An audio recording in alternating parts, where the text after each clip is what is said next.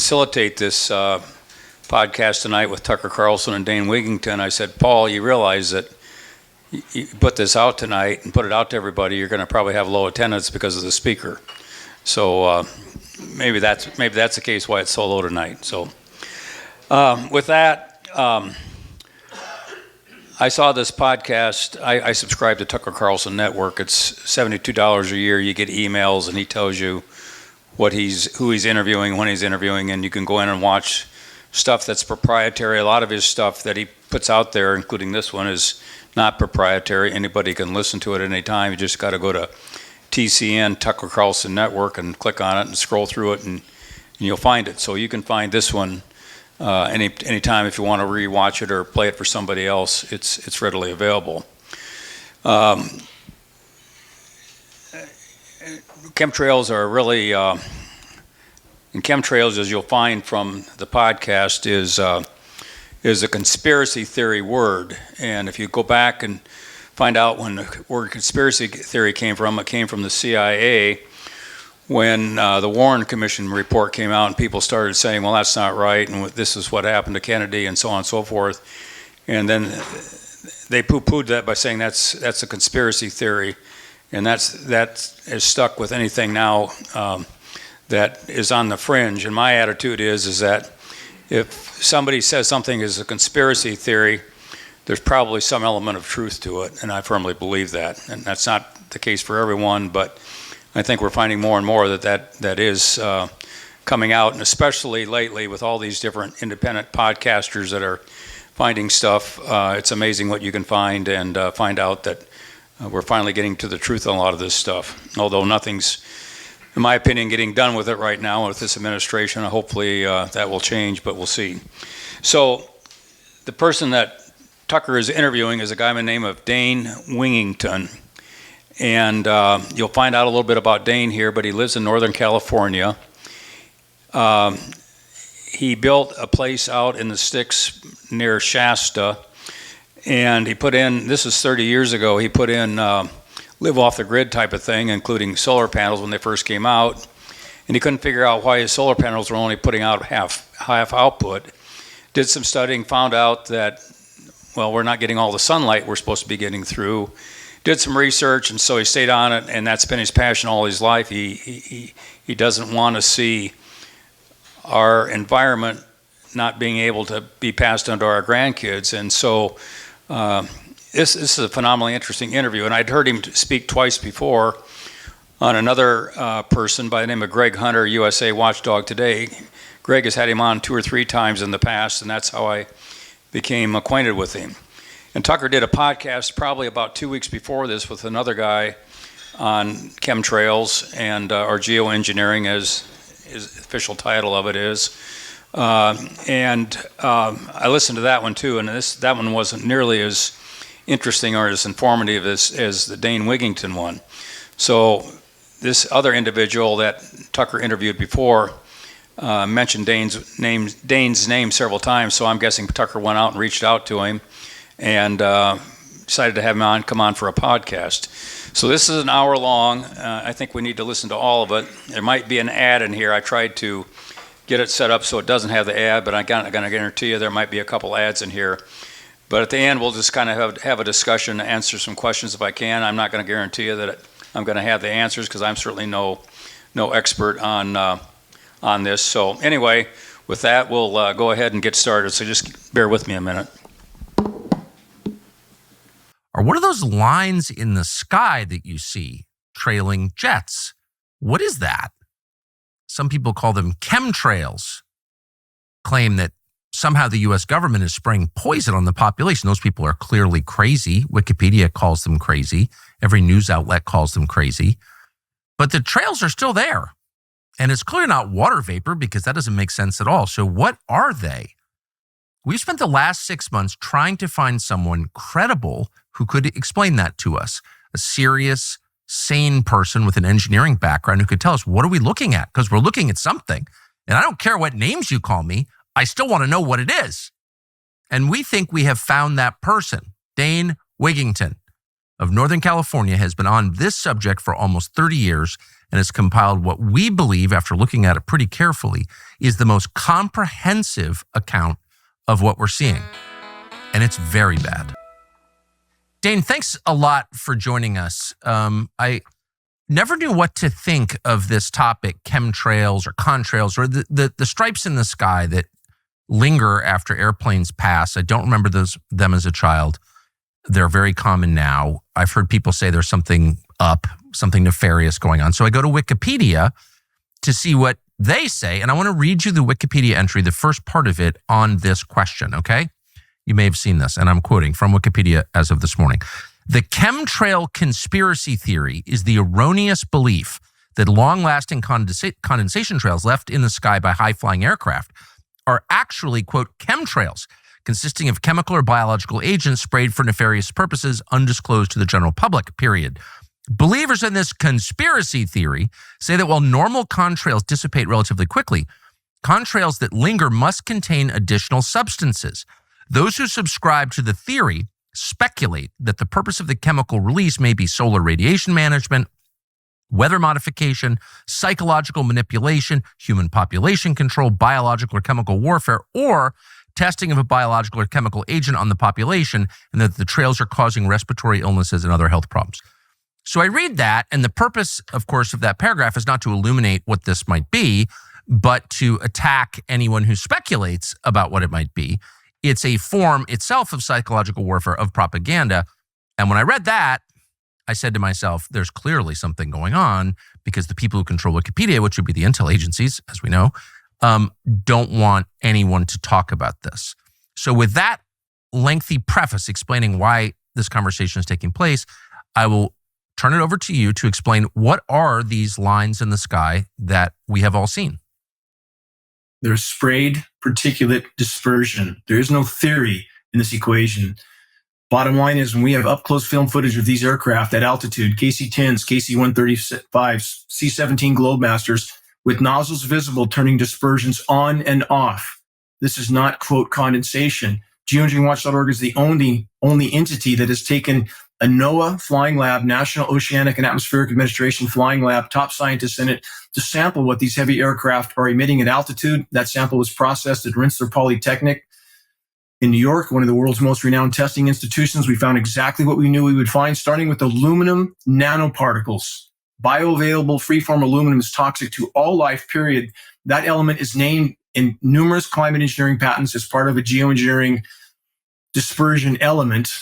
So again, there's no theory involved in any of this. And what's so incredibly profound in this equation, Tucker, you have the entire global climate science community, governments all over the world saying we need to put aircraft in the air immediately to disperse light scattering particles. And we use the science terms at geoengineeringwatch.org because the chemtrails term is the instant marginalization term by design. You bring that term up, any elected official won't talk to you anymore. Media will immediately marginalize you. Solar radiation management, stratospheric aerosol injection, cloud albedo enhancement, climate engineering. If we stick to the science terms, they can't marginalize us. So again, this elephant in the sky that we're told is a conspiracy theory is exactly what the entire global climate science community says we need to deploy immediately to slow down the warming of the planet. Stated purpose to deflect some of the sun's incoming thermal energy. We know these programs, not surprisingly, are making a bad situation worse, not better. And Tucker, they're being used as a form of warfare. And we know that. We have countries like Iran, constantly demonized, of course, as you well know. Immediately after 9/11, we have the list of countries to be targeted given to General Wesley Clark, a list that clearly existed before 9/11 even occurred. Subsequently, every one of those countries, every one of them was endured a once in 1,000 year drought. Statistically, mathematically, that's impossible without climate intervention operations. And we have the leader of Iran on the floor of the UN, on film, on the record, stating NATO was cutting off their precipitation. We have Iranian top scientists recently stating NATO's been doing this for 40 years. Destabilize the food supply by destabilizing the rain, and you destabilize the population. So you just said a bunch of amazing things, all of which I just want to say sound plausible to me. But let's just back up a little bit. So you're calling this geoengineering. The term, the term chemtrails, you say, is a propaganda term designed to discredit people who ask sincere questions about what the hell am I looking at. So, correct, because if they Google that term, they'll get what you got. And that's what we try to avoid. If anybody is unfamiliar with the issue and they Google that term, that's the end of their search, most likely. So we try to point chess, semantics matter in this case. Okay, so the first line of the Wikipedia entry points out something true, which is that when you look at these lines in the sky and you're told, well, it's just condensation, it's water vapor, you know that maybe that's not the right explanation because water vapor dissipates and doesn't remain in the sky for like 20 minutes after the plane leaves. So that suggests bigger particles in the mist, the particulate matter in the mist. Is that correct? Exactly correct. If you see, for example, breath condensing, if you see some researchers in the Arctic and their breath is condensing because it's very cold, do they get a cloud starting to form over their head? If you have a vehicle that's exhaust is condensing in the morning, you have a freeway with giant clouds hanging over it from the condensation from the vehicles in some cold region. No, that's not how condensation behaves. And again, my journey into this whole battle of now 27 years, but when I built my off-grid home in Northern California, middle of the wilderness, it was the cover of the world's largest renewable energy magazine. I have solar, wind, and hydro. And I was losing on some days from what these aircraft were emitting 50, 60, even 70% of my solar uptake from what these aircraft were emitting. I knew that could not be condensation. When I began to research, I was very surprised at the mountain of information on geoengineering, solar radiation management. And I looked for primary elements. I began to test my precipitation. I hoped I would not find these elements in my rain because I knew if I did, it would change the entire course of my life. I cannot look the other way. I came up with 7 parts per billion in my first rain test over the next 18 months because I took that long in researching before I was willing to speak out on this issue. At the end of 18 months, I had single rain events with 3,450 parts per billion of aluminum in my rain. This is bioavailable free-form aluminum, which is toxic to all life forms, period. Primary element named in climate engineering patents, and we have the world's most recognized geoengineers specifically stating on film, on the record, their goal of using aluminum in these programs because of its high reflectivity with no consideration of the consequences. That's how I got into this battle. So if I understand what you're saying, what we're watching is an attempt, I assume by governments, and we'll get into who's doing this, to mitigate the effects of climate change, to reflect back rays from the sun so that the earth doesn't warm at a pace that is dangerous to whatever they think it's dangerous to. But this is a global warming mitigation effort. Is that correct? That is the stated purpose. We know this is... That is the stated purpose. So I think that's plausible because there is so much energy, commitment, sincere commitment in some cases, obviously fake commitment in others, and so much money behind this effort to mitigate global warming that makes absolute sense. It is a religion. And you're saying that you were not originally aware of this or interested in it, but because you live off grid and you derive a lot of your electricity from solar and you clearly have an engineer brain, you were wondering like, why the hell is my solar not working correctly? And that got you into this process of learning about it? Correct. And I have friends in the solar industry and who off the record inform me that some of the commercial solar plants are producing half their design output. And they won't talk about why because they don't want to lose subsidies. So again, this is a very known element in many fields. In fact, with the nation's weathermen, National Weather Service and NOAA, National Oceanic and Atmospheric Administration, there is an illegal federal gag order on all agency operations with those two entities. Why would our government feel the need to gag the weathermen? I had a NOAA scientist state to my face, quote, "We all know this is going on. We have no First Amendment protection. We don't know what to do." So the bottom line is, let's all just pretend this isn't going on while it's virtually dismantling the planet's primary life support systems and ubiquitously contaminating everything everywhere. I'm not just talking about aluminum. We have in lab tests. And again, we've done hundreds of lab tests. We did 500 working with the University of Minnesota, an internationally recognized agricultural institution. We have aluminum, barium, strontium, manganese, surfactants, polymer fibers, graphene, all of this coming down in our breathable air column, Tucker. That's horrifying. So who's doing this specifically? Ultimately, all roads lead to those who print the money. But we know, as far as the coordinating entities, certainly DoD, DARPA, and we have documents to prove the existence of these programs going back decades, documents hundreds of pages long. We have an 800-page U.S. Senate document from 1978 outlining the scope and scale of these programs then, specifically calling for intergovernmental cooperation, even between, quote, otherwise adversarial nations, because of the cross-border ramifications of these programs. You can't just geoengineer over your own country. Who's the biggest player? Obviously, the United States of America, because of the size of our military. The U.S. military has 3 times more aerial tankers, which are the primary aircraft used in these operations, 3 times more than all other militaries in the world combined. And if I could back up to the whole condensation trail narrative again, which is perhaps one of the greatest lies ever perpetrated on populations all over the world, all military tankers and all commercial aircraft are equipped with what's known as a high bypass turbofan jet engine.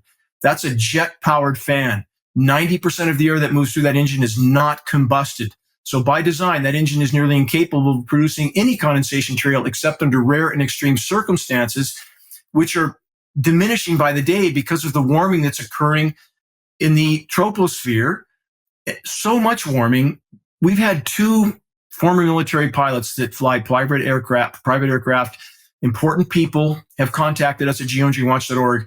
In both cases, they were off the coast of the Pacific Northwest, and their aircraft were forced into emergency auto descents because the air outside that aircraft was 45 to 50 degrees above what it should have been. The air was not dense enough to carry those aircraft. These people are very, very alarmed, but very afraid to speak out. Well, that's an amazing fact. And it points up something that I think is indisputably true, which is that the climate is changing. Why it's changing is a whole separate set of debates. Of course, it's always changed. Climate engineering alone, though, if I could elaborate, climate engineering alone, I'm not negating the other sources of damage to the planet. We've been very poor stewards. But our point at geoengineeringwatch.org is, how could anybody from any perspective, and the environmental left is the most reluctant to face this issue. And we know why, Tucker, because they don't want to lose their 501c3 nonprofits. Our attorneys at geoengineeringwatch.org spoke to attorneys from every major environmental group, Greenpeace, Sierra Club, WWF, all of them. They will not address this issue because they don't want to lose their nonprofit status. Is that not criminal hypocrisy? So we're stating in the case of trapping more heat than it deflects, causing far more harm than any perceived good, they're simply using it as a weapon under the guise of trying to mitigate the climate. So again, these operations are taking us from the frying pan into the fire, so to speak. So again, the greatest, most damaging form of human activity on the planet at this moment in time must be considered these operations, climate engineering. Well, sure. Geoengineering by its very nature is just like textbook hubris, where you think you're God and you're in charge of the weather and the planet. No, you're just some lumpy, furry schmuck living out an incredibly short lifespan with no ability to make anything better because you're not God. The whole mindset is the mindset that gets us to nuclear war. So I'm opposed to it on those grounds. But before we ascend too much higher, let's just come back down a little bit and to the specifics. So where these aircraft seem to be everywhere in the United States, where are they taking off from? Where do these chemicals come from? The aluminum particulate, the rest that you did, the magnesium, all the rest you described. What's kind of the chain that gets us to the stripes in the sky that we see? Aircraft are taking off from countless locations. We're aware of a number of military bases where we know they're deploying from. We also have commercial aircraft with commercial markings that we know are being used in these operations. We know that because we have film footage of these aircraft, retrofit nozzles mounted on the wing pylons. We have up-close photographs aimed into the exhaust jet stream to make this look like, quote, condensation. We are not implicating commercial pilots or personnel, but we are communicating with them. Some commercial pilots that distribute our printed materials in pilot lunchrooms, for example, covertly, because they know their aircraft are being used. These are automated systems. They carry a small payload. You might remember about in the year 2000, the weight of the aircraft became a very big deal, how much luggage you carried on, how much weight you carried on. That appears to be when this was implemented. And we also know that the DoD has leased a significant number of commercial aircraft with commercial markings. Why would the DoD need or want that? And again, for the base material, because we're talking about an extraordinary amount of material here, based on our testing with the University of Minnesota, again, about 500 lab tests there, and extrapolating how much material was in the precipitation, projecting that globally, it appears something in the range of 40 to 60 million tons of nanoparticles are being dispersed annually in skies all over the globe. And the smaller the particle, the more toxic it is, the more harmful it is, the more bioavailable it is. And all the official air quality testing by design doesn't even look for these elements, let alone disclose them. So official air quality testing is PM10, 10 microns, occasionally PM2.5. Those are boulders compared to a nanoparticle. You can fit up to 100,000 nanoparticles across the width of a single human hair. They're inconceivably small. And the reason they use such small particles is because they stay aloft longer. And that's the goal. Keep the particles suspended in the atmosphere. And there's more volumetric forcing. There's more surface area the smaller the particle for a given amount of material. So it appears, and we have a published study on this, there is a peer-reviewed published study that implicates coal fly ash as a base material for these operations because it contains many of the elements the climate engineers feel they need to disperse in our skies. And it provides plausible deniability, and it gets rid of a waste product that they're always trying to get rid of. There's other elements added. American Elements Corporation appears to be one of the primary suppliers for these operations. But again, the fact that this can go on in our skies and the mountain of data that exists on this and the continued pretending by the so-called climate science community that this is ongoing is mind-numbing, and they won't be able to hide this for much longer, Tucker. I want to stress that. These programs will be forced to light. And if I could end with this, when those pretend, again, like the Wikipedia definition you read, that this is some sort of an outlandish conspiracy, let's go all the way back to 1962. 63 years ago, President Lyndon Johnson on film, on the record, ranting like a lunatic. It's the first 30 seconds of the weekly commercial-free, non-political Geoengineering Watch national broadcast we put on radios out of our stations out of our pocket across the country. But the first 30 seconds is this film footage of Johnson stating we had the power to control the world's cloud layer then, and quote, "He who controls the weather controls the world." How far have they come since? Well, it's that kind of lunatic hubris that, destroys the world. And Johnson was, of course, whether he knew it or not, committed to helping destroy the world. So an evil man, I think by any metric. So I'm not necessarily surprised. What I am surprised by, however, is the fact that this program, the one you're describing, could have continued for over 60 years at this scale, continental scale, global scale, and no one knows about it or talks about it. I mean, we have a huge government, lots of elected officials. Like, what do they say when you ask them? This is a bit like the safe and effective narrative, isn't it? Let's all have the entire medical community pretending that injecting toxic heavy metals is safe and effective. And they still pretend to this day that that is the case, when it doesn't take a large intellect or an educated individual to understand that's going to do harm. And yet that narrative still continues to this day. So again, this mass psychosis of denial is mind-numbing, but you can't hide this for much longer. And we do have the climate science community now starting to speak out, starting to state how incredibly catastrophic these programs would be if they were implemented. They're not outright admitting it yet, but they're getting closer. And if you look at historical precedent, when did the U.S. military start its modification in hurricanes? And there's some interesting things going on the hurricane front this year, as in none of them. They're being deflected. And people that pretend that you can't manipulate a weather system of that size, that's absolute nonsense. The science completely disputes that. The U.S. military commenced its hurricane modification operations in 1947 with Project Cirrus. And even the results of that initial small-scale testing appeared to have so much effect on a cyclonic rotation that there were lawsuits pending from that, at which time they began to be more covert about their operations. And you said you'll notice that there aren't hurricanes in Florida. So the last few years, Florida, the west coast of Florida in particular, just been hammered, absolutely destroyed. Billions, tens of billions of dollars of damage done by hurricanes, no hurricanes this year. And you're saying that that's not an accident. Is that what you're saying?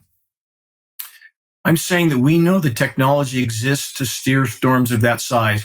And let me make a comparison. You could have an a 10-year-old child divert the course of a 100,000-ton freight train by pulling a lever, literally, and changing the tracks. That's correct. And that's the kind of small input, massive output that you can have with these cyclonic rotations when they have the ability to manipulate atmospheric pressure zones. This is undisputed, patented science. So why would we think they're not using these type of operations? We have historical precedent. Project Popeye in Vietnam was so successful at controlling precipitation. This is a historical record that by 1976, they passed the INMOD treaties forbidding weather manipulation for wartime purposes, but not over a country's own population. So if we look at the Can I ask you to stop? I'm sorry. You're throwing. Please. I'm so ignorant on this topic, but I'm suddenly very interested that I just want to make sure we don't miss anything. Operation Popeye, is that what you called it in Vietnam? Correct. What? Correct. I've never even heard of that. I'm embarrassed to say. What is it? What was it? Very easily researched historical record. U.S. military was so successful at controlling precipitation over Vietnam that the international community was very concerned about this, at least on the surface. And they passed environmental modification treaties in 1976, international treaties forbidding weather manipulation in wartime. So again, when people claim this is conspiracy, we don't have this kind of power and control, and they try to muddy the climate engineering issue as being the localized, publicized cloud seeding operations. Those are two completely different animals. And we see even some state legislators doing the same. And we're trying to correct that at geoengineeringwatch.org because we're working with numerous state legislators now and have been. There's legislation pending in 36 states to ban geoengineering over their skies. Tennessee and Florida have already done so. But we're correcting them and giving them an accurate compass heading that the localized, publicized cloud seeding operations, the kind which they tried to implicate in the Texas floods that killed so many young Americans, as being connected to a localized cloud seeding operation, which is virtually meaningless in comparison to climate engineering. It's an ant compared to an elephant. So intentionally, those that control media and are trying to control the narrative are trying to confuse these two issues. They are completely different. They're trying to mask or hide the elephant in the sky, which is climate engineering operations. So again, these programs are historical record. The Chinese government is so successful at, for example, engineering snowstorms. Tucker, do you remember the blizzard in New Orleans this January? You remember that? No, I don't. There was a blizzard in New Orleans, first time in recorded history. There was a blizzard in Florida, blizzards on the Gulf Coast. That was January 21st, by the way. That's an interesting date to have that happen. These are demonstrations of what climate engineering can do. And the Chinese government has long since openly stated they were engineering snowstorms with endothermic reacting elements. These are patented elements that can literally transition what should be a liquid precipitation event, a rain event, into snow. And these elements, if people understand they have a first aid kit that sits on their shelf at room temperature for 20 years, you mix the cold pack together, you have ice instantly. That's an endothermic reacting element. Yes. That's being seeded into cloud moisture. And they were so successful in China, they caused billions of dollars of damage to Beijing, at which time they began to be less open about this. Everybody covered it. CNN, Popular Science, The Guardian, everyone. But if you bring that up here, suddenly you're a tinfoil hat wearing nutcase. On that same day, while it was blizzarding in New Orleans, in the polar regions, Alaska, Greenland, Iceland, Siberia, it was above freezing and raining. Do you remember the deep freeze in Texas, Tucker, a few years ago, 5 years ago, something like that? Yes, very well. Yeah, it shut down a lot of their grid. Correct. So when it was below zero in Dallas, it was 33 degrees warmer at the North Pole. Think about that. And that's what we're not told. So when you have, let's look at the COP climate conferences. You know what those are? The international climate conferences that we have periodically. Those conferences are not to change business as usual. They are to force countries to actively or passively participate in climate engineering. So at some of those conferences, the Cancun conference, the Copenhagen conference, we had record low temperatures at the time of the conference in spite of above normal temperatures in all surrounding areas. That's a demonstration of what climate engineering can do. So back to the hurricanes. The deflection of hurricanes so far this year, is that a demonstration to other countries as well? as to the power that the U.S. military has to manipulate atmospheric pressure zones. And again, these are patented processes. For listeners that have heard of HARP in Alaska, I'm not sure if you ever heard of that, Tucker, HARP. No. Okay,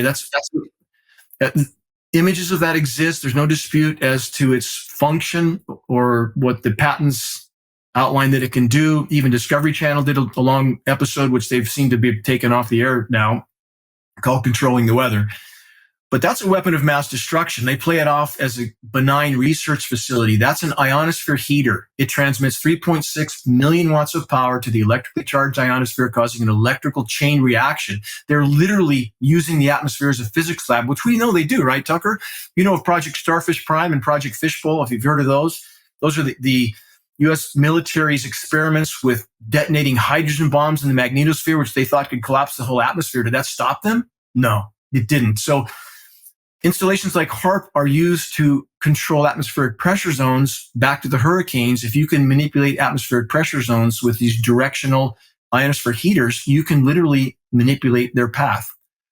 And is that what we see going on? Is that a demonstration to others right now? Does the administration want to not have a big hurricane cataclysm since they've gutted all the emergency protection, everything? Do they not want to fight that battle too right now? We don't know. We can speculate on those things. But the fact that there is nothing that we can call natural at this point is indisputable. That's amazing. A couple different threads. One, the U.S. military in this country, our military runs propaganda operations against our population, and they do it on social media. And of course, they do it through the conventional media as well, and they have for a long time. But it's certainly gotten more aggressive. So that's illegal. It's immoral. Anyone who participates in that should be in prison. But it happens, and unfortunately, we haven't been able to stop it. So we know that they lie to our population about a whole bunch of things, including what they're doing. Two, we know that in the past 15 years, you see these kind of fat, effeminate generals all of a sudden talking about how climate change is like one of the main national security threats, and like the purpose of the U.S. military is to fight climate change. There's been a lot of that, and it's very confusing to people like me who think of the purpose of the U.S. military as like shooting people trying to invade our country. Like, what does climate change have to do with national security? But they've been saying that a lot. And your description suddenly makes it all make sense. Like, a lot of what they do is trying to mitigate, or saying they're trying to mitigate, the effects of climate change. I mean, I guess this is more out in the open than I realized until right now. I would call it masking the effects, because they're certainly not mitigating it. Everything they do, every short-term toxic surface cool down comes at the cost of a worsened overall warming and damage to the planet. And you're completely correct, Tucker, completely correct in the U.S. military top brass statements on the record that they consider the collapsing climate system the greatest national security threat of all. So when you have so many military bases at sea level, some of which are already being inundated, that's a part of the problem. But you have other elements, for example, and this is from a perspective of the existence of the human race and how much longer we're going to be here. The ozone layer is near functional collapse right now. It's not the hairspray cans. Single greatest damaging factor is climate engineering, period. Not just the oxidizing particles that are being dispersed in our atmosphere, but the manipulation of those particles with extremely powerful frequency transmissions. So we know that of all the towers being put up everywhere for, quote, communications, fake trees and, all the different forms they come in, we know that many of those installations are being supplied with 10 times more power than they need. That's part of my background in the electrical field. I know people that work on these towers. 10 times more power than they need for communications. Why do they need that much more power? 1,000% more power. And we know these facilities are being used to manipulate the electrically conductive atmospheric particulates. There's a repelling effect caused from these transmissions, because we can see the effect on water vapor loops. So if we look at the flash flooding in Texas as an example that killed so many young Americans, we captured in real time, and I'm still surprised we have access to these data loops, because we have access to the transmissions from the NextRad network that are used to manipulate weather systems. And what happened in that case was, because of the repelling effect of those transmissions, and picture this scenario, when there was that convective cell over that location, and transmitters energized all around that cell. And we recorded that. It's posted online. That, in effect, held that cell in one place. It precipitated out in one location. We can speculate about agendas and objectives. We can't know that. But the fact that that storm was manipulated is beyond dispute. Same with Hurricane Helene. We recorded that in real time. The frequency transmissions manipulating that storm and steering it into place. It's indisputable. These are patented technologies. Hurricane Harvey, we recorded that. How did meteorologists know 7 days in advance that Hurricane Harvey was going to go where it went and sit there for 3 days? How could they possibly know that? Frequency transmissions held it there. We recorded that in real time. And again, these people are reading scripts, Tucker. They're literally reading scripts passed down to them by Raytheon, private defense contractors Raytheon and Lockheed Martin, that are neck deep in climate engineering, everything, patents, operations, everything. And they literally supply and provide the, quote, forecast, which is the scheduled weather, to the National Weather Service and NOAA, our nation's weathermen. That passes all the way down. And local meteorologists simply, they know how long their leash is. They're protecting their paychecks and pensions. They toe the line as well, just like the safe and effective in the medical community. Everybody just toes the line because they don't want to disrupt their personal paradigm. These storms are being steered and manipulated, period. That's beyond dispute. I'm glad that you keep bringing up the COVID vax, because it would be hard for my middle-aged brain to accept a lie at this scale. Like, how could you do that? How could you hide something this big, this profound from an entire population? Except I just saw it 5 years ago with the COVID vax, which was like a total lie. And now there's no dispute about the fact that they lied about it, but no one was ever punished and most people believed it. So I know for a fact what you're describing is possible. Can you, but actually before I forget, let me ask, so who pays you to do this? Like, this is quite an operation that you're running. You're clearly, I guess, not in it for the money. Like, this is a bigger movement than I was aware until right now. So you're running lab tests on rainwater. You're researching this actively. Like, is this a volunteer effort? How and why are you doing this? Because I can find no greater point for existing. How can I possibly look the other way? I was restoring habitat in Northern California, east side of Lake Shasta, habitat that was decimated by irresponsible logging practices. I wanted to do that the rest of my life. I wanted to plant trees and watch them grow the rest of my life. Oh, good for God bless you. I mean, there's no greater solitude than what I was doing. But how was I to continue doing that, knowing what I knew?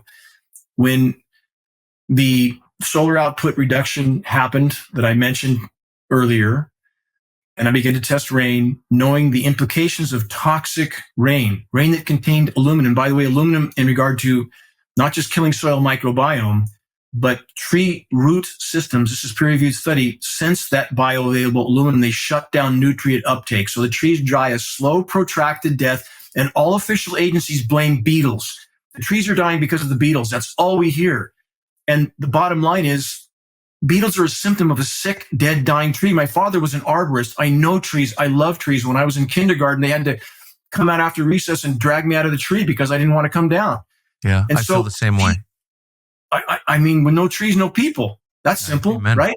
That's right. So how was I to continue doing that? I can't look myself in the mirror. I can't look my children in the eyes. How could I not do this? And if we carry this further, Tucker, you know the bees are collapsing, right? Oh, of course. I know very well. So we know this year we were told 70% collapse this year. That's staggering. That's incredibly alarming. But what's the real figure? The real figure is that's a 70% collapse of the 20% that was remaining. We're down to single-digit percentages of pollinators left right now. We know insect populations have declined. This is terrestrial and aquatic insect, 80 to 90% globally. It's very noticeable. And if you don't believe it, remember the windshield on your parents' station wagon as a child in the summertime was covered in bugs. And that is not, I drive in a rural area every night and no bugs. That's real. No bugs, no people. Also, we publicized this in 2012 with my work with former government scientists that could speak out because they were retired. And the science community tried to marginalize us. And now they've had to admit to it. If your listeners search insect apocalypse, they'll find the alarms going off all over the globe because this translates to plankton as well. No plankton, no people. We have peer-reviewed science study now from the Atlantic. Plankton population is down 90%. 90. Other oceans not far behind. That's the greatest oxygen producer on the planet. That is the base of life on Earth, plankton. We are the human race right now, Tucker. I've used this example before, but it sends a message that's very accurate. It's like occupants of a car parked on the railroad track. The train is seconds from impact, lights flashing, horn blaring, and they're trying to decide what station to put the radio on. I mean, no matter what other issue we're facing, and I would argue power structure maneuvering right now from conflict zones to carnage zones, many other factors are directly related to the unfolding and accelerating biosphere collapse, which climate engineering is fueling, not mitigating. It's fueling it, and they will not let go of this covert weapon of control. It is the crown jewel weapon with which they can, have been, and are bringing populations to their knees, including our own, without those populations ever even knowing they're under assault. They're not going to let go of this weapon. In regard to our military brothers and sisters that are participating in this, because many ask that question, why would they? But the bottom line is, and I've heard you say, I just heard you cite this, and I thank you for doing so, that our military brothers and sisters took an oath to protect their populations. I heard this on a former presentation you just made, to protect their populations from all threats, foreign and domestic. So they're being compartmentalized. They're being told that these programs are some benevolent, necessary operation.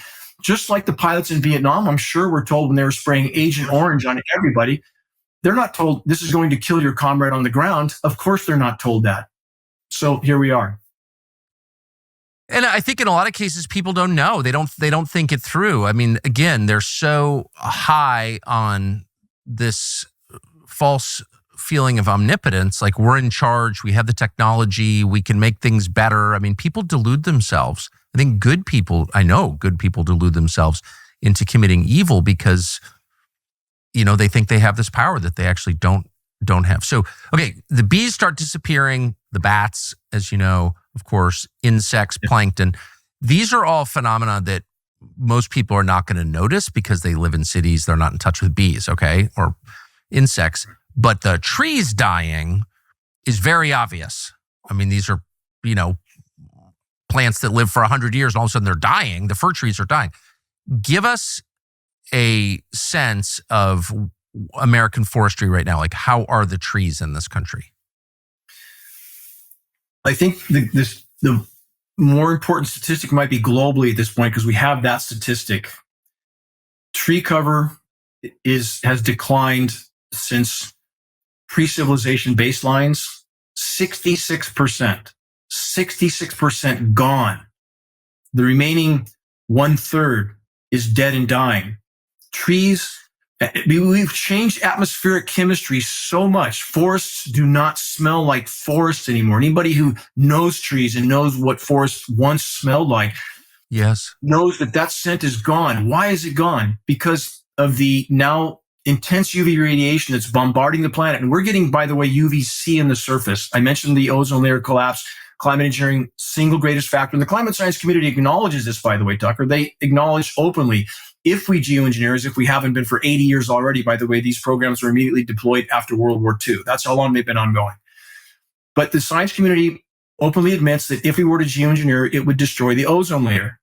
We had a former NASA contract engineer working directly for geoengineeringwatch.org with state-of-the-art metering equipment into 5 figures we supplied. And again, we do this out of pocket. We don't monetize anything. Our film, The Dimming, the groundbreaking documentary, The Dimming, which is the standard on this issue, 26 million views, non-monetized, posted for free the day it was done. I'm in this for the cause. If we don't win this battle, nothing else matters. And back to the trees the forest that doesn't smell like forest anymore, because the trees are shutting their stomata. That's a respiratory port on the trees, allowing them to breathe, to feed on carbon, to release oxygen. They are not respirating. They're dying a slow, protracted death. That's the second greatest oxygen producer on the planet. Again, from every conceivable direction, climate engineering is pounding the nails into our collective coffins, but they will not let go of this covert weapon of control. And for those that say they wouldn't do this to themselves, again, they already have. We detonated 2,400 nuclear bombs on the planet. How many people know that? The Nevada detonations, which they did in total secrecy, right? We know now from peer-reviewed study the downwind fallout from the Nevada nuclear bomb detonations killed no less than 700,000 Americans. That's peer-reviewed study. How many people know that? So again, they don't care about the consequences of what they do. We know as far as biological testing, according to the Washington Post, as of 1977, U.S. military had conducted no less than 239 open-air biological tests on innocent, unknowing civilians. Oh, come on now. Biological warfare tests on Americans? Yeah, I know you know. You must know that. Look it up. I mean, this is historical record, again, covered by mainstream media. We had a revolution over a tea tax, dude. I feel like this, you can't put up with this. I encourage all of your listeners to look up every single thing I state. That is very easy to find that statistic. Washington Post first published that in 1977. I hope it's clear from the statistics I'm citing. I'm not shooting from the hip. So again, this is business as usual, and why people can't face that is perplexing. And let's look at Zbigniew Brzezinski. I know you know who he is, former U.S. presidential advisor, going all the way back to Johnson. What did he state in the record? Your listeners can look this up very easily as well. He stated, with today's technology, it's far easier to kill 1 million people than to control them. You think these people are here to help? Really? So again, I want to stress that the amount of layers with this issue, and there's many legitimate causes of concerns at this point in time. If we don't deal with what's happening in our skies, we're not going to be here long. And let's look at, if we could look at COVID for a moment, we know that, for one, the world's second most recognized climate engineer, Dr. Ken Caldera, former DOD scientist, we own an audio of him at geoengineeringwatch.org. In his words, stating what he did for the DOD was to design methods of spraying pathogens into clouds to infect the populations below. We know in the outbreak of CV-19, at one point, 85 countries were infected in 3 days. That's indicative of an airborne dispersion. We know from Italian researchers, they found CV-19 attached to airborne particulates. Do not all these dots connect? They certainly would appear so. We know from our precipitation testing, we have polymer fibers and graphene in our rain. Graphene is like a vascular machete. I mean, it's listed in geoengineering patents for certain purposes. Again, they don't care about the consequences, but those two elements also, Tucker, are used militarily as biological carrier platforms to carry a pathogen from the clouds to the ground to infect the population below. Why is that in our rain right now? Could they, at any point of their choosing, put something much more lethal into the precipitation and level the playing field? Certainly they could. This is also shocking. Have you spoken to elected officials about this, members of Congress? Many, and I continue to. And many know I've had private meetings with Gavin Newsom at the California State Capitol, his top aide, and not that individual would ever do anything for the common good. He wouldn't. He's there to serve those who have him on the end of their strings. No response there. I have on my desk. I'm sorry to interrupt. So you actually said this, or a version of this, to Gavin Newsom, the governor of California? Yes. And in fact, and what I conveyed to Newsom also, if these programs were allowed to continue, because I was focused more on the state of California and the impact here, that the drought catastrophes in California would be catastrophic. I supplied data, which he didn't try to dispute, because I've had meetings with California Energy Commission scientists as well, air quality scientists. You know, California's been concerned about, of course, the lack of precipitation, which affects our hydro power production, also affects Hoover Dam, Hitch Canyon Dam.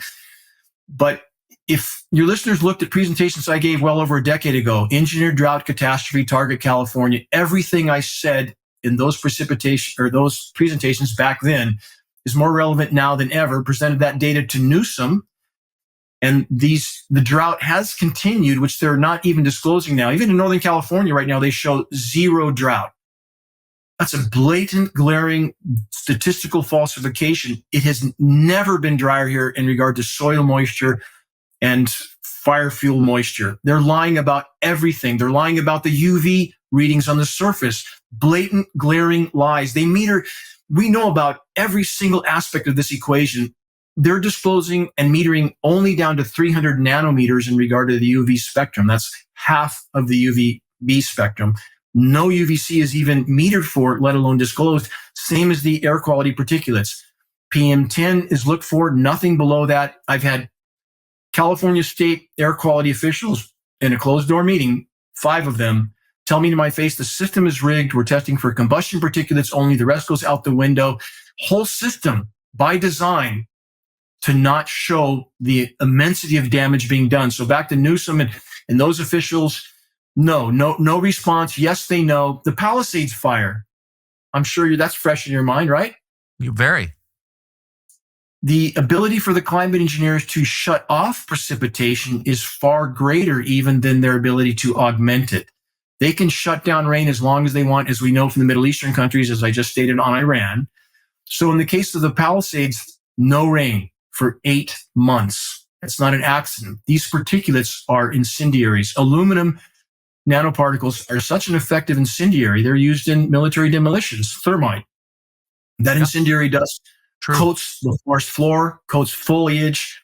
And when that builds up over time, that makes everything more volatile as well. I spoke about atmospheric pressure zones, which they can and are manipulating. And in doing so, they can manipulate surface wind flows, creating extreme zonal wind flow patterns, same as they did in Lahaina. Same thing, extremely anomalous low pressure zones, one to the north, which was an engineer high pressure zone, to the south, Hurricane Dora. Between those two, you create a bellows effect, a blowtorch effect, whatever the source of ignition.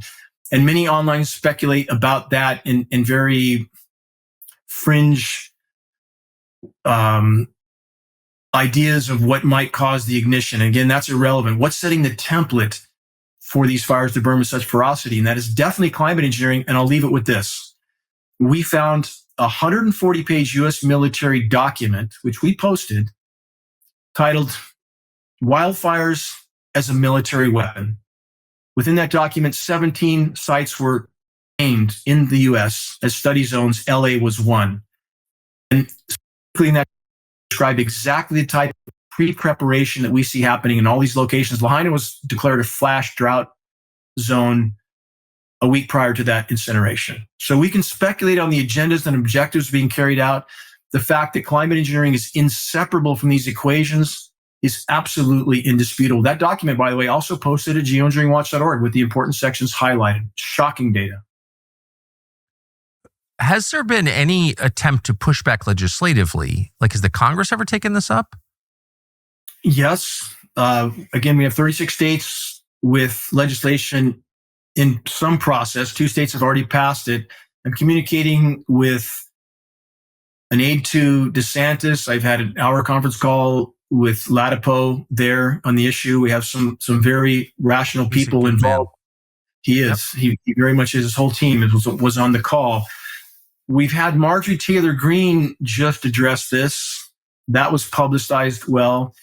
We tried to reach Mrs. Greene before this to try to give some compass heading, because if you fly into this blind, you can do more harm than good. And one thing we encourage, and unfortunately Marjorie didn't get this message, we hope she does at some point, don't open the entire climate scenario and mix it with this issue. And that's what she did. We want to keep the focus on climate engineering. And when there's a denial of the other sources of damage to the planet, that tends to immediately alienate half the people we need in this battle. So what we would try to encourage other legislators to do is, if the subject of the climate comes up, that how can we have any legitimate discussion of climate, anything, from any perspective, without first and foremost addressing this elephant in the equation? And that narrative is much more productive at building bridges instead of burning them. So, I knew the climate was changing, of course, because I pay attention to nature. But you've just single-handedly convinced me that a lot of this is driven by human activity, just not your Suburban and your hairspray. It's driven by the U.S. military. Well, it's both. Though I want to stress again, we're not denying at geoengineeringwatch.org that, again, statistically, we are putting about 100 million tons of carbon into the air a day, 26 million tons of coal, 100 million barrels of hydrocarbon. We're cutting down the forests. We're paving the planet. We're poisoning the oceans. All of these things have an effect. We're acknowledging that. But we're saying when we have intentional intervention, which has prevented the planet from responding to the damage done. If it weren't for toxic rain, Tucker, the forests may have tried to uptake more of that carbon and to keep things more in balance, but they can't. The trees can't. Their root systems are being poisoned, soil microbiome being poisoned, ozone layer being destroyed. These programs are literally disabling the planet's counterbalancing life support systems. So we will never know now how much better a position we would have been in had climate engineering, aka weather warfare, let's call it what it is. It's weather warfare.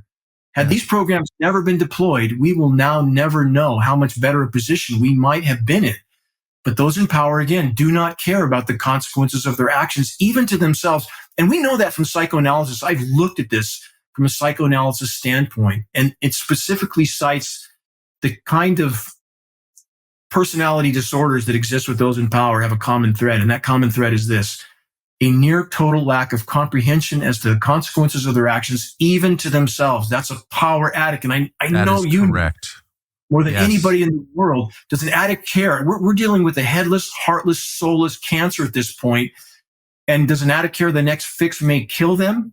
They don't care. And at this point, it's a runaway train. So for many people that walk away saying they would never do this to themselves, they already have. We know this from the nuclear scenario I outlined. And if I could tie one more dot together, forgive me, but this is important because it's an existential threat. I outlined that climate engineering is decimating the planet's primary protective life support system, starting with the ozone layer. Now we're much more susceptible to a CME, a coronal mass ejection solar flare. If we have an event like the Carrington event in the 1800s, that would shut down grid power around the world. Now we have nuclear plants that can't cool themselves. Now we have Fukushima times 100 or 200. Game over. Yeah. Again, directly connected to climate engineering. What is the effect on animal populations? You mentioned bees, plankton, and other insects, but what about mammals? Do you notice any effect? Yes. We have peer-reviewed study of whales that have extraordinary amounts of aluminum in their tissue. Where's that coming from? This is bioavailable aluminum. And you might hear the attempt to debunk this is to say, well, aluminum's a very common element, which it is. It's the third most abundant in the Earth's strata, but it does not exist in free form naturally, period. Yes, that's correct. Always bonded to other elements. So that's the part that they leave out. So when we have even whales absorbing this same material, having an obvious effect in regard to overall global animal populations, wildlife populations, down conservatively about 75% in the last 40 years alone. That's 75% of an already depleted population. The giant herds of caribou, you've seen films of that, right? Tucker, 1 million strong. Some of those herds were 1 million. They're down to 5,000 or less from 1 million. Virtual crash. And we have some extraordinary images from what chemical ice nucleation can do. It is profound. When you have an endothermic reaction, you know what an exothermic reaction is. You have this massive energy release, the splitting of an atom being the epitome of that. But an endothermic reaction is profound in many ways as well. So we have images of, for example, hundreds of waterfowl frozen solid to the surface of a lake. How does that happen? Tucker, you've seen the massive baseball and softball size hail falling everywhere, right? Yes. So much so that insurance companies are canceling any hail coverage now because it's increased so profoundly. That's chemical ice nucleation. The extreme form, if your listeners searched Lake Michigan ice balls, they can see the shores of Lake Michigan coated with 75-pound, perfectly spherical ice balls. They don't fall that big from the sky. They form that way in the ocean because they're chemically nucleating over the Great Lakes constantly. That's how they pile up these massive amounts of snow in Erie and Buffalo, and they make sensationalized headlines. You can literally throw a rock to no snow, but they only show the 4 feet or 5 feet of snow in Erie and in Buffalo and sensationalize. Look how much snow there is while we're 80 degrees at the top of the Sierras in the middle of winter in California. They don't publicize that. Do you remember, Tucker, when Boston had the record lows, 2014, I think, Boston had record lows and they really sensationalized all the snow? What didn't they tell us? Middle of winter, while Boston was buried in snow, it was literally no snow, 14,000 feet up in the Sierras. They never told us about that. did they? So again, there's a perception aspect in this too. Keeping business as usual until the last possible moment, until the moment of impact, being able to retain their power in this way while using weather as a weapon. But the crops are shutting down as well. Globally, we have crop collapse happening everywhere. Same scenario. They're shutting their stomata. They're not feeding. They're not absorbing carbon. They're not releasing oxygen. So again, this is a ubiquitous contamination. I think the first step is to let people know the facts that you just laid out and to have a public debate about it. It always begins with words, anything good. So could you just end by telling us, for people who have made it to this portion of the interview and want to know more, can you speak slowly and direct them to where they can get more information on this? Geoengineeringwatch.org strives to be a data repository on this issue. And yes, the only way we can move this fight forward is to share credible data from a credible source. And we strive to be that source. I have one goal, one mission. I live for the day when what's happening in our skies is fully exposed and halted, which, Tucker, I would argue we can only do from the inside out. The legislation is good because it puts it on the radar, but it's symbolic. They're not going to stop DoD operations from that. Only by pushing this issue to the full light of day can we cause a shockwave around the world so that populations in countries all over the world understand what their governments have either actively or passively done to them without their knowledge or consent. And in doing so, our military brothers and sisters would hopefully awaken to what they're doing to their countrymen. And one would hope would stand down. I know we have the Milgram experiments as an example of most human beings, if they're being told by someone they perceive an authority, will carry out almost any form of atrocity. And we need to get past that. But if we can fully expose this, the fur will fly. I would argue we would alter the equation and drag many other issues with it. Issues like 9/11 or the safe and effective, because you can't hide what's happening in our sky. There's many issues that people can and try to put in the rearview mirror. You can't do that with this. It's getting worse by the day. The damage done is getting worse by the day. But if we share credible data from a credible source, that's much more effective at waking people up than running out in the street, pointing at the sky and ranting.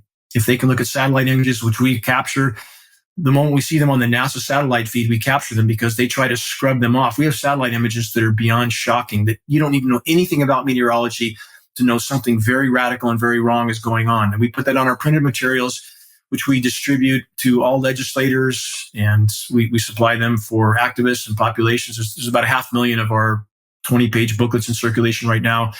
We're trying desperately to give visuals, which are a much better key to the door. We're trying desperately, again, with legislators to not open up the whole climate condition front or climate change front. Stick to this issue. Stick to this. And we can't have a discussion about climate unless or until we deal with this first. We take this out of the equation, then we can assess where we're at. So again, by knowing how to play chess, by knowing the chessboard, we need to play effectively and efficiently. And if we can do that and start spot fires of awareness, ask others to do the same, we will put enough holes in the dam that those in power can't plug the leaks, and we will push this issue to the full light of day. And if we can do that, we will alter the equation. And again, time is not on our side. We can avoid a toxic medical concoction injection. We can avoid a lot of things. We have to breathe. Every breath we take is filled with these nanoparticles. In fact, we have peer-reviewed study to prove that as well. And we have, in the case of the nanoplastics, the climate science community is now starting to admit to that. They're showing up in human brains, lungs, placenta, everything, every human organ. And again, we know that these particles are not just a result of plastic decomposition in the environment, because our testing with RPI in New York conclusively proved that the particles we found were manufactured. That means, and they can tell with their spectroscopy, watching too much Porky Pig. They know that. So bottom line is, we're dealing with the ubiquitous contamination of the planet. And if we can't breathe without inhaling that, the ramifications are beyond grave. That's a fight for life right here, right now. Yeah. Are you spraying chemicals into the air without telling me using my tax dollars? Simple question that I plan to start asking people in leadership positions. So I don't know how I made it this long without knowing all of this, but I'm grateful for this conversation. And I hope it sparks a national conversation and some outrage. Dane, thank you very much. Thank you, Tucker. Thank you so much for your voice. Thank you to your team. The importance of you and your team at this critical moment in human history cannot be overstated. And we at Geoengineering Watch and our platforms, which are much smaller than yours, we 250,000 followers is all nothing compared to yours, but everybody in our ranks is 1,000% behind you, brother. Well, that's so nice. Thank you. We want to be helpful. I appreciate it. Thank you, Tucker. He's researched this for over 30 years, so I think you can clearly see that this is his full passion. So what is being sprayed into our skies? Aluminum, strontium, and other contaminants that are being sprayed. He listed a whole gamut of them in there, and none of these are conducive to our health, none of them.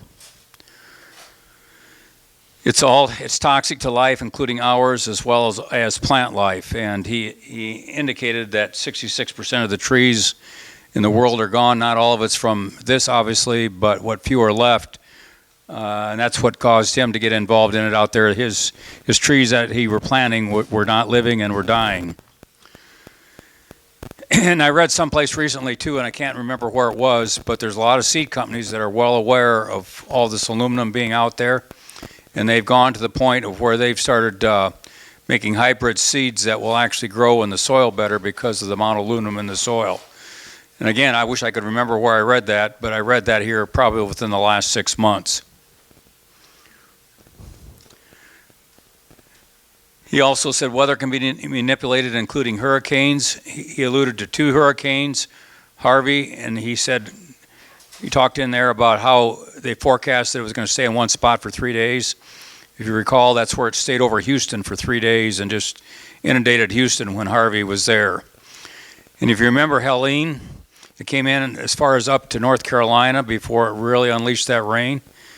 Have you ever heard of a hurricane coming across several states and strengthening like it did? I mean, there's no question that was geoengineering for whatever reason, and there's a lot of reasons that I'm not going to speculate here, but I've heard why they had that rain go over that area of North Carolina, and part of it was because they wanted to buy that land for varying reasons. And droughts can be caused as well as with heavy precipitation. And Iran is now experiencing a terrible drought to the point that Tehran is considering evacuations of their population because they don't have enough reservoir water to give drinking water to their people. And here's an article that appeared on November 11th, just a couple of weeks ago, about that exact same thing, that Iran is considering evacuating, Tehran is considering evacuating the city and getting people out of there. So who do you suppose is doing that and why? Well, it's pretty clear that our government's probably heavily involved in that. So, and I read the whole article and it was very interesting. And they're in desperate straits right there in Tehran, right? But you don't hear about it on the news. This was on Zero Hedge that I saw that, and that was the only place that I saw it.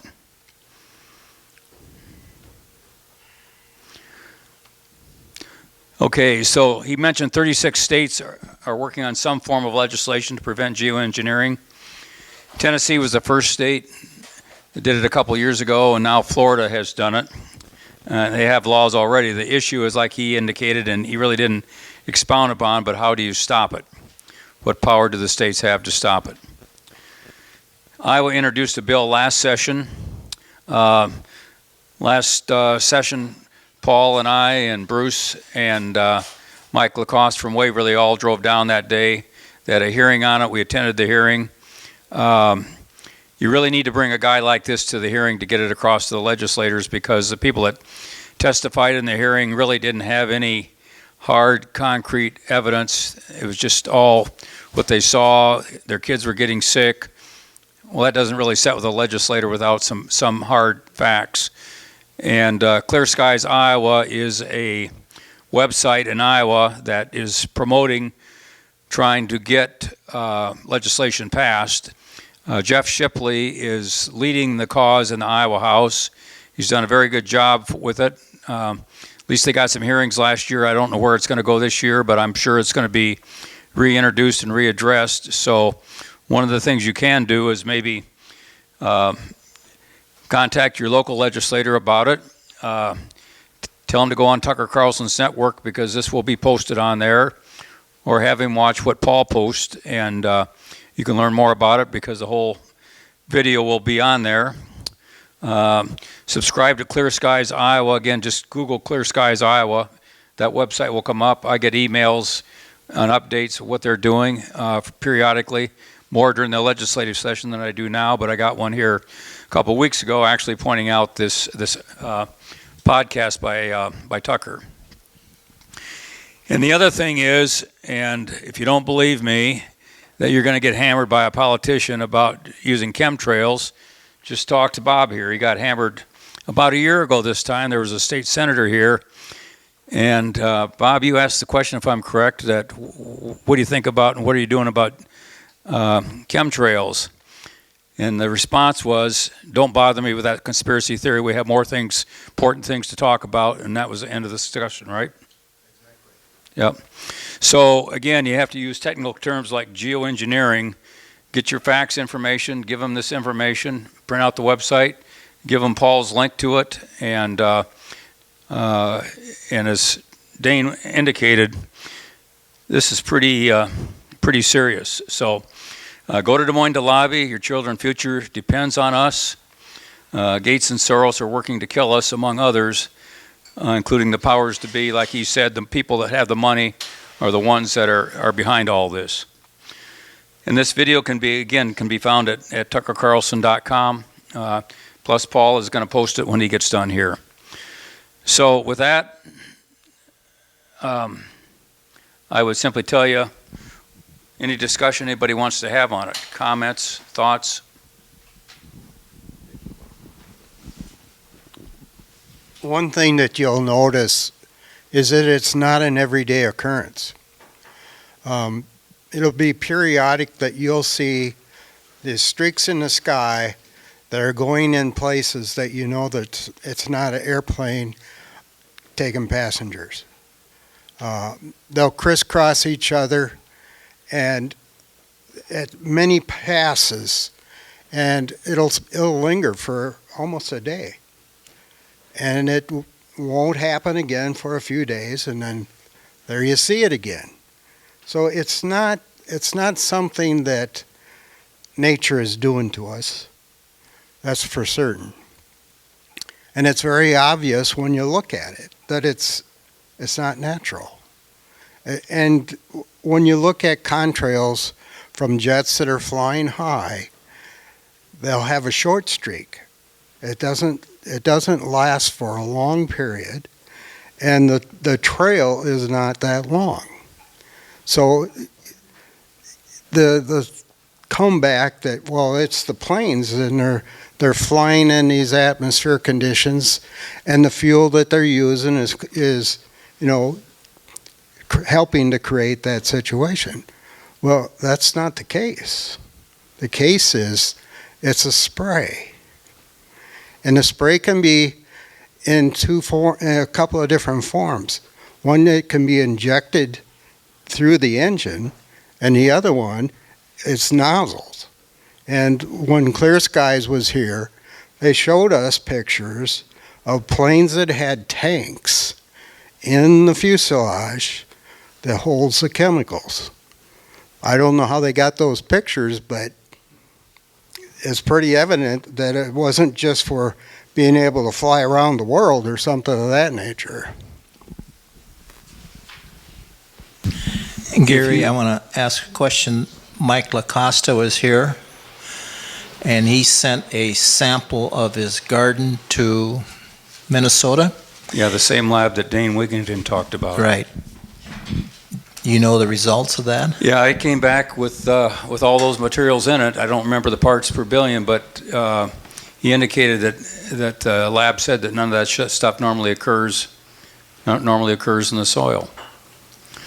And if you go on geoengineering.org or geoengineeringwatch.org, they have all kinds of pictures. They show the planes and with those tanks in there. And I mean, it's just amazing what that website has got on it. And he indicated, and he alluded to it and talked a little bit about it in there, but they have a movie called The Dimming that they paid a lot of money for and put out years ago about the dimming it's dimming the sunlight. It was the reason for the title.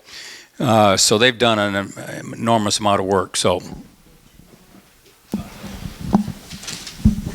Gary, do you know how they steer these hurricanes? Let's say the one that came into North Carolina. How did they make that come in that way? as I understand, they have.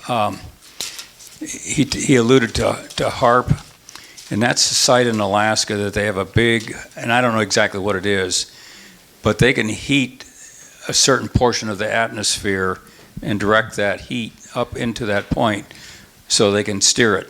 It's the heat that, as I understand, it's the heat from that HARP location in Alaska that can steer those. And there's 4 or 5 locations throughout the world that they have similar things to what they call this HARP. I guess I thought I read somewhere also that they can do it by positive and negative ions.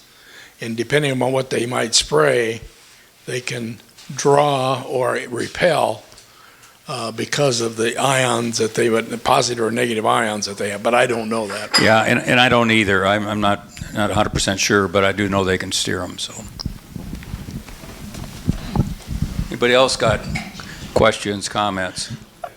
I was going, Nate Claire works for a power company in Wisconsin, and he took a crew down, volunteers, and the power company gave him the authorization to take their trucks down to help North Carolina people. And I had them booked here for November or October, and it fell through. I might go out and reach out to him and have him come here and tell us what he saw. And some of our radios went down there with him, and his boy, college age, went back down there the second time to help out. So they got a presentation put together, and I'll try and get it out here. So, any other questions? So, one thing, Paul, I will do is when I'll get any emails from Clear Skies, Iowa, I will forward them to the Tea Party, and if you want to get them out for everybody that they can keep updated, I will be happy to do that.